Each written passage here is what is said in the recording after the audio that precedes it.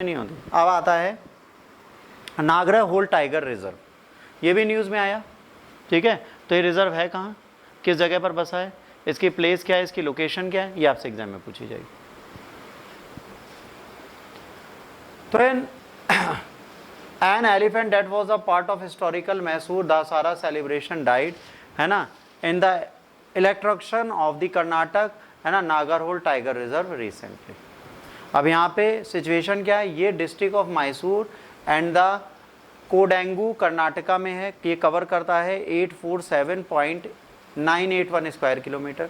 The reserve is the name after the small river Nagarhole, literally mean snake stream in Kannada, which mandates within the habitable zone of the joining river Kabini. It contiguous with the Wayanad Wildlife Sanctuary, its south and the Bandipur tiger reserve in the south east part, मतलब इसके साथ दो और wildlife sanctuary और park जुड़े हुए हैं, ये ध्यान रखना। ठीक, it's habitat part of Nilgiri biosphere reserve, कहाँ पर है, नीलगिरी बायोस्फीयर रिजर्व के अंतर्गत ये आता है। Kabini and the Taraka reserve are the large water bodies located towards the west and the southern eastern part of the reserve respectively. इतनी कहानी इसके बारे में आपको बतानी चाहिए, बस, ज़्यादा नहीं। History: the origin of the reserve as the protected area date back to the Vodiyar dynasty, rulers from the kingdom of Mysore, when the Nagarhole was the exclusive hunting reserve for the kings. ये एक जंगल की तरह बना था जहाँ पर hunting की जाती थी। It was set up in 1955 as a wildlife sanctuary by the Coorg state. It was upgraded to the national park in 1988, brought under the fold project of the tiger by the declaring tiger reserve in 1999. 3 बार इसकी history बदली।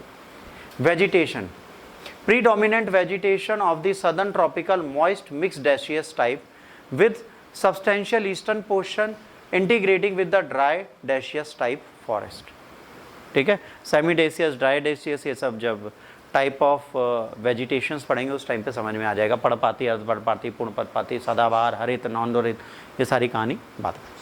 Flora: the forest of the interspread with the swampy, है ना, fallow of the hadlu, the domination of the grasses and the सीज favour the wild herbivorous. ठीक है, जो घास खाने वाले जानवर हैं यहाँ सबसे ज़्यादा पाए गए। Commercially important rosewood, teak, sandalwood, silver oak are the main trees here. यहाँ पे क्या क्या पाया जाता है, ये सारी लकड़ी। फ्यूना में it supports the large assemblage carnivorous and herbivorous. Simple सी चीज़ है, जहाँ पे शाकाहारी खाने वाले होंगे उनको खाने वाले मांसाहारी भी होंगे।